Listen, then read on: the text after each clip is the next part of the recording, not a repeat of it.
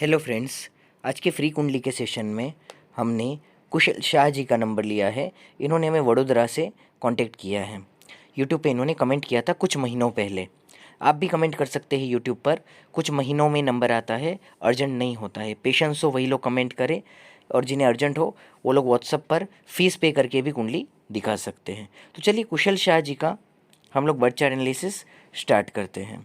देखिए, इनका एक दो सवाल है, मैरिज कब होगी, कौन से प्रोफेशन की लड़की होगी, और हम लोग एक बार जनरल बर्थ एनालिसिस भी कर लेते हैं इनके लिए, और फिर इनके क्वेश्चन भी ले लेंगे। देखिए भैया, आपका कर्क लग्न का चार्ट है कुशल शाह जी, ठीक है। और लग्न का जो मालिक है चंद्रमा, वो 12वें भाव में गया हुआ है, और ये 12वें भाव में चंद्रमा शत्रु के घर में बैठा हुआ है, ठीक है। तो शत्रु के घर का चंद्रमा, लग्नेश जब 12वें घर में जाता है तो थोड़ा सा क्या होता है, अस्थिर डिसीजन हो जाते हैं। कई बार कंफ्यूजिंग माइंड ऑफ स्टेट होता है, डिसीजंस कई बार कंफ्यूजन वाले होते हैं। वैसे भी चर लग्न है आपका, कर्क लग्न है आपका, तो वैसे ही कंफ्यूजन ऑफ माइंड बताता है। डिसीजंस कई बार चेंज होते हैं, लेने के बाद कंफ्यूजन होता है। तो कोई भी डिसीजन ले तो सोच समझ कर ले। और लग्नेश का 12वें भाव में जाना, शत्रु क्षेत्री होना, देखिए थोड़ा हेल्थ के लिए भी नेगेटिव है, और जो कैश इन हैंड होता है, जो लिक्विडिटी होती है पैसे की, उसके लिए भी नेगेटिव है। तो पैसे का कहीं भी सोच समझ कर खर्चा करें, सोच समझ कर लगाए, फालतू की यात्राओं से बचे। जो प्लानिंग हो, जहाँ पे ज़रूरी हो वहीं पे यात्रा करें, वहाँ पे ज़रूर करें, वहाँ पे फ़ायदा हो वहाँ पे ज़रूर करें। और दूसरा, थोड़ा हेल्थ का भी ध्यान रखें, क्योंकि लग्नेश 12वें घर में शत्रु बुध के घर में है। तो हेल्थ का भी थोड़ा सा अभी से ध्यान रखें, जिम करें, योगा करें, ताकि आने वाली उम्र में आपको ज़्यादा परेशानी ना उठानी पड़े, ठीक है। अब देखिए, यहाँ पे इसके लिए आप मोती भी पहन सकते हैं अच्छी क्वालिटी का। चलिए अब धनेश की बात करते हैं। धनेश सूर्य धन भाव में बैठा है।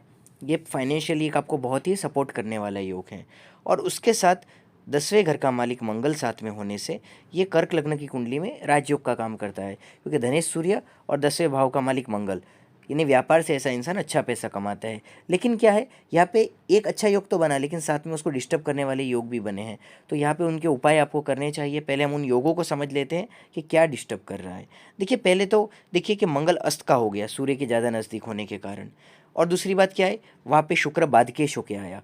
कर्क लग्न की कुंडली में शुक्र बाधकेश होता है, ठीक है। तो ऐसे राजयोग वाले ग्रहों के साथ बाधकेश ग्रह का नहीं होना चाहिए। सूर्य मंगल अगर यहाँ होने थे तो अकेले होने थे, तो आपको उसका राजयोग का फल खुल के मिलता। लेकिन वहाँ पे बाधकेश, कर्क लग्न की कुंडली में 11वें भाव का मालिक शुक्र बाधकेश होता है, तो वो साथ में आने की वजह से बाधाओं से फल मिलेगा, तो वो नहीं होना चाहिए था, ठीक है। अब वहाँ पे क्या हुआ, बुध आ गया। अब बुध कहाँ का मालिक है इस लग्न की कुंडली में, 12वें घर का मालिक है, खड्डे का मालिक है, ठीक है, थर्ड हाउस का मालिक है। कर्क लग्न की कुंडली में बुध लग्नेश चंद्रमा का भी शत्रु है, तो वो इतना अच्छा फल यहाँ पे नहीं देता है इस कुंडली में। तो और वो वहाँ पे मिल गया मंगल के साथ।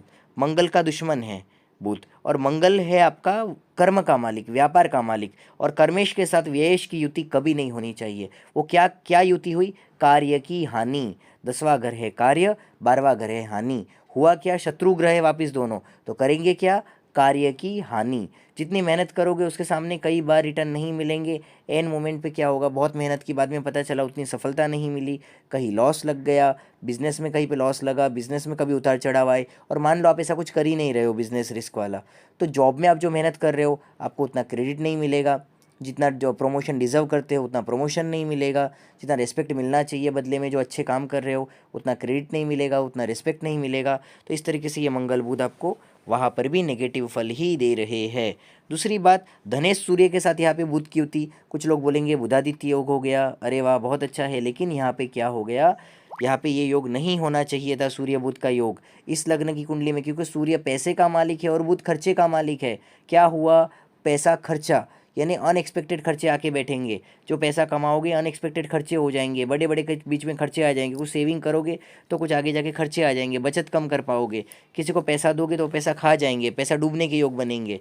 तो ये युति यहाँ पर थोड़ी बुध की जिस तरीके से युति है धन भाव में, वो यहाँ पे इतनी अच्छी नहीं है, ठीक है। अब देखिए यहाँ पर अगर हम देखें जनरली दूसरा अगर, तो देखिए थर्ड हाउस जो है आपका, उसमें केतु बैठा हुआ है, तो पराक्रम में वृद्धि करता है, आपके साहस में बढ़ोतरी करता है। आपके और चौथे घर का मालिक कौन है, शुक्र, और वो क्या है, धन भाव में अस्त का होकर बैठा है।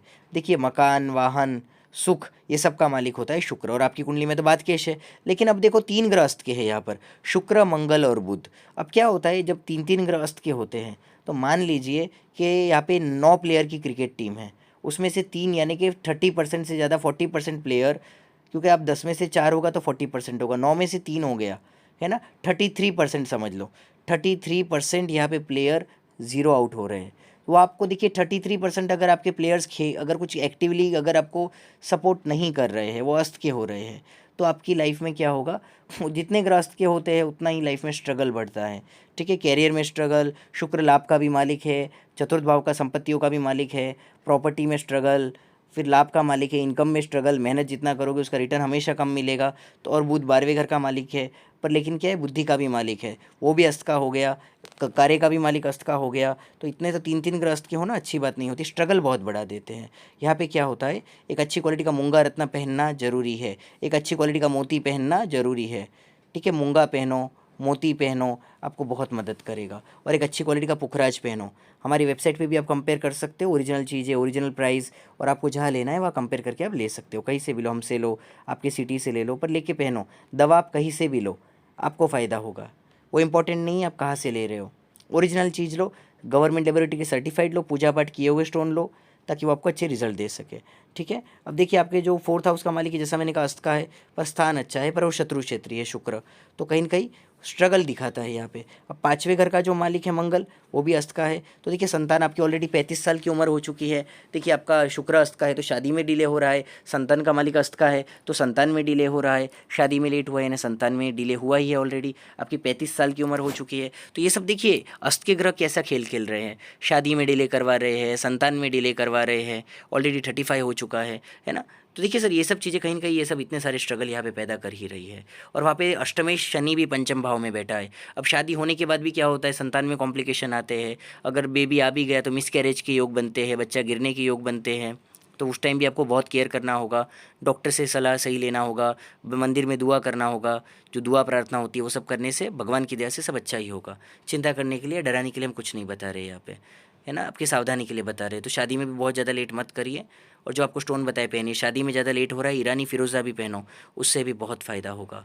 आपके जॉब का मालिक गुरु 10th हाउस में है, वक्री है, गुरु की प्लेसमेंट भाग्य का भी वो मालिक है। ठीक है, गुरु की प्लेसमेंट अच्छी है, सपोर्ट कर रहा है।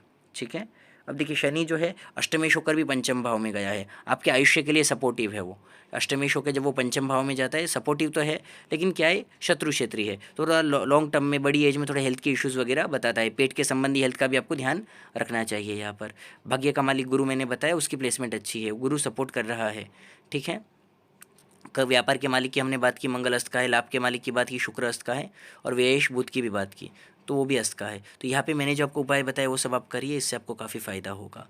ठीक है, और जैसे कि आपकी कुंडली में मैंने काफ़ी कुछ बता दिया है, फिर भी देखिए एक फ्री वीडियो में इतना पॉसिबल नहीं होता है, काफ़ी कुछ इसमें और भी डीप में आप काफ़ी डिटेल में मैंने बताया है। फिर भी और भी ज़्यादा इसके उपाय प्रॉपरली और भी जान सकते हो, किसी एस्ट्रोलॉजी के पास जाकर आप प्रॉपर फीस पे करके प्रॉपर टाइमिंग दीजिए, तो आपको क्या है, आपकी कुंडली में काफ़ी सारे यहाँ पे योग है, तो आप और भी ज़्यादा बेहतर से अपनी कुंडली को समझ पाएंगे। बाकी मैंने तो जो इतने जो समय में बता सकता था, बहुत ही बारीकी से कई बातें लेने की कोशिश की है। उपाय पे ज़्यादा ध्यान दो, आपको काफ़ी फ़ायदा होगा। जो स्टोन्स बताए वो पहनो, ठीक है, और शिव जी को डेली जल चढ़ाओ, शिव मंदिर में जाओ, डेली जल चढ़ाओ, जो उपाय सारे बताए वो करो। ठीक है, ये सब उपाय से फ़ायदा होगा। हनुमान चालीसा का पाठ करो, फ़ायदा होगा। दुर्गा कवच का पाठ करो, फ़ायदा होगा। मैंने काफ़ी सारे उपाय भी लेने की कोशिश की।